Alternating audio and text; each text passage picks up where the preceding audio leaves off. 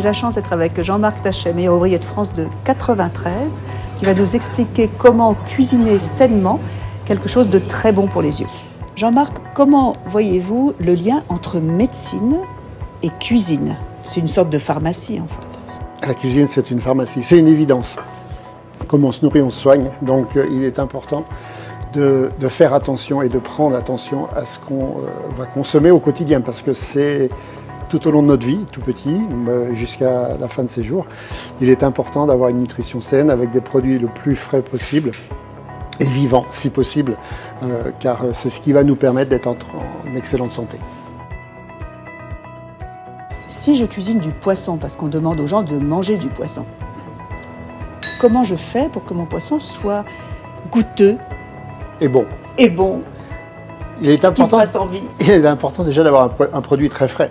Oui. Donc de faire confiance à son poissonnier, que ce soit un poisson d'eau douce ou d'eau de mer, parce qu'il y a d'excellents poissons d'eau douce. On est dans une région, nous, proche de lac, donc on a la chance d'avoir des ombles chevaliers, des ombles de fontaine.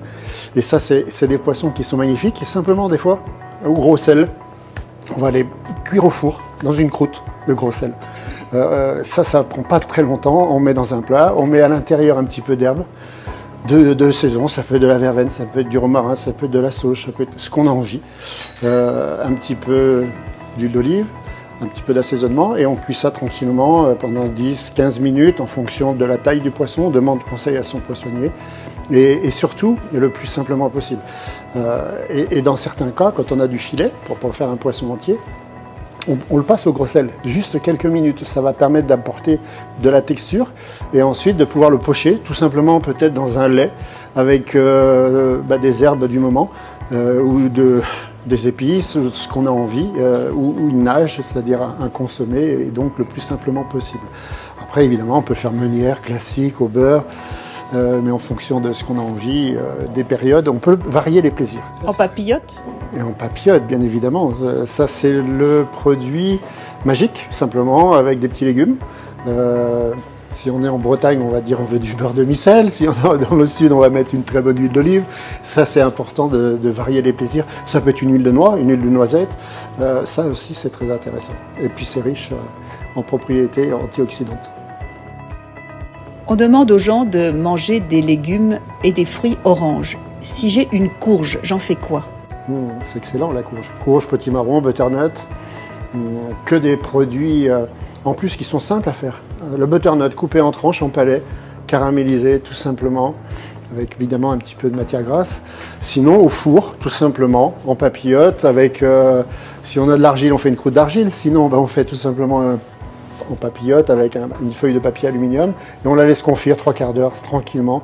Et ensuite on va la creuser gentiment et puis rajouter ce qu'on a envie pour se faire plaisir. Un peu de gras. Un peu de matière grasse, c'est très bon pour la santé. Tout est bon à bon escient.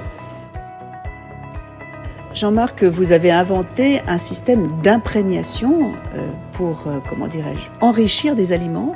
Est-ce que vous pouvez m'expliquer le principe et qu'est-ce que vous espérez arriver à faire avec ça? Le principe, il est intéressant parce qu'en fait, grâce aux machines sous vide, c'est la technologie du sous vide, on va permettre au travers de cette technologie de cuisiner avec l'outil, pas de mettre simplement un produit hors de l'air, mais de pouvoir imprégner à cœur dans le produit ce qu'on a envie de donner comme parfum, mais pas que, tout ce qui est aussi propriétés antiseptiques, antibactériennes, et d'enrichir, augmenter pour les gens qui en ont besoin, qui ont des carences, et ça c'est très important parce qu'on va pouvoir aussi, au travers de ce procédé, limiter la perte de matières premières parce qu'on a une meilleure conservation, optimisation et donc que du positif pour l'humanité.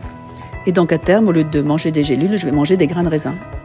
C'est une possibilité, en tout cas ce serait magnifique et c'est ce que je souhaite au fond de moi, que demain, oui, on puisse consommer différemment les produits, on va dire, qui sont des compléments alimentaires et qui soient tout simplement magnifiés par l'art culinaire et au travers des mets que la nature nous donne. Et de ce fait, je pense que tout le monde en sera gagnant parce que l'utilisateur aura forcément beaucoup plus d'intérêt que de consommer des gélules et celui qui les réalise parce que, et les fabrique et les met en avant parce que derrière, je pense qu'ils ont une augmentation d'activité.